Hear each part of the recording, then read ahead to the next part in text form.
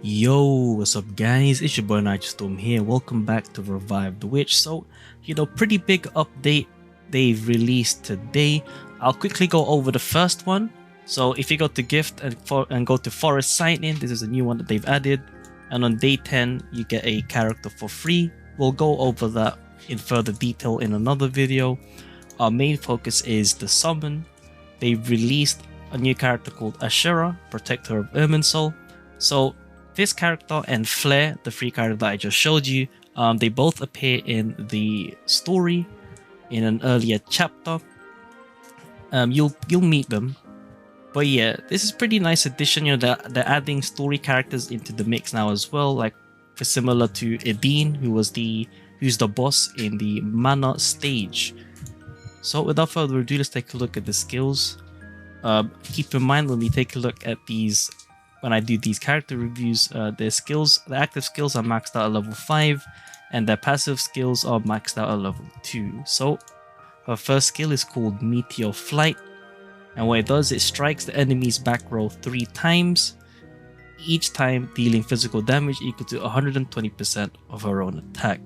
So the rearmost enemy, in terms of damage, it's higher than Isabel, but it doesn't dispel. Her second skill is called Thorn Surge. It costs 4 chaos to use, and Asherah summons Thorn Surge to strike all enemies 3 times, which is pretty nice AOE, each time dealing physical damage equal to 200% of her own attack and inflicting them with Parasite for 15 seconds.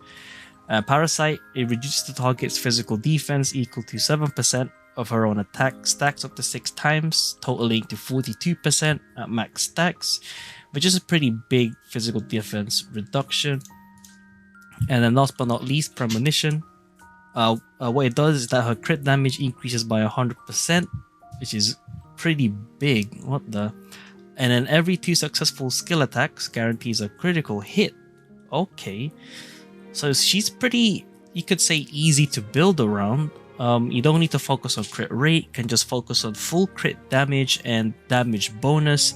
So building her is very easy. She'll also work well with, all DPS works well with the, the Brimstone supports, but she'll work especially well mainly because she can utilize the damage boosts from those supports easier, because critical hits will be very consistent, actually, at least 50% already, technically speaking. So yeah, my first impression, she seems to be pretty good. She's mainly for AOE content. Keep in mind the full cost on the chaos skill Thorn Surge, so it's going to be pretty costly. She's mainly for AOE. Single target DPS wise, I doubt she'll be doing more than the single target focused Brimstone Assassins, so just keep that in mind when going for her. But so far she seems very nice, and design wise also. Now let's see what the unique equipment does. So her bow is called Sentience. Now let's see here. Every skill attack inflicts extra physical damage equal to 22% of attack. Interesting. Every skill attack. Now the wording here is kind of weird because skill activation, right? I think they've used that. So if you take a look here, right, so they say skill attack, the passive says, oh, it is skill attacks. So I can't really confirm with you guys if it's hits, right, every 2 hits, or if it's every 2 skill activations. I would assume skill activations. So in terms of damage increase, I don't think this does any good.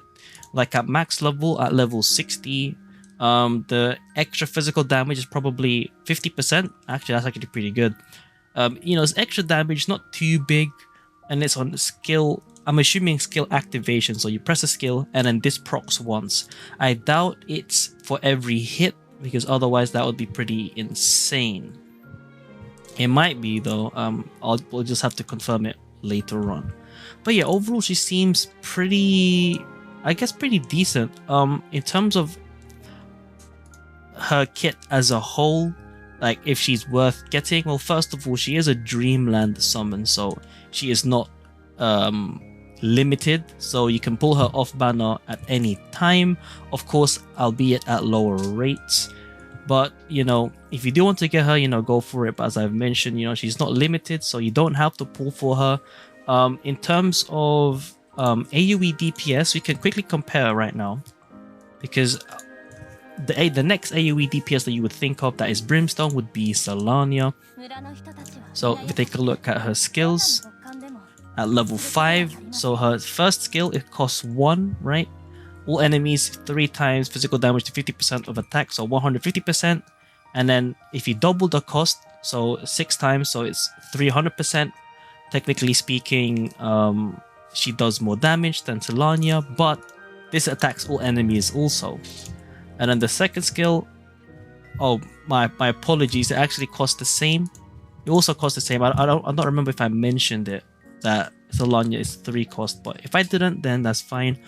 But yeah, it's also 4 cost, but this attacks all enemies 5 times, each of them dealing 100% of attack. And then also within 10 seconds, when allies deal physical damage, they inflict extra damage equal to 50% of Celanya's attack. Okay, so in this case, they mention when allies deal physical damage. So for the other one, when it says skill attack, I'm pretty sure it's on skill activation only. But yeah, this attacks all enemies 5 times, which totals up to 500%. And then if we double back and check the new character Asherah, the AoE here is all enemies 3 times with 200% plus a physical defense reduction. So in terms of AoE damage over time, Celanya is going to be better. And also Celanya's passive, I'm pretty sure it's an ignore defense. Yeah, ignore defense equal to 2% of her own attack, stacking up to 20% for both. So she only caps out 20% ignore defense and 20% more damage, whilst Asherah caps out at 42% physical defense reduction based on her attack. So the whole team would benefit from her S2 compared to Celanya's self-boosting passive. So overall, if you already have Celanya, you can probably skip this banner. But if you do want to get her, then you know she'll be a decent pick. I don't think she'll be affecting the end game content in any way if you're one of those people, but for collection purposes, she's good to get, as she is, you could say, one of the protectors in the story. So if you're looking to collect the story characters, then obviously she is technically a must pull. But yeah, that's about it for this video. Hopefully it was informative. If you got any more questions regarding Asherah or RevivedWitch in general, do let me know down in the comments below. It's been your boy Nitrostorm. I'll see you guys in the next stream or video. Peace.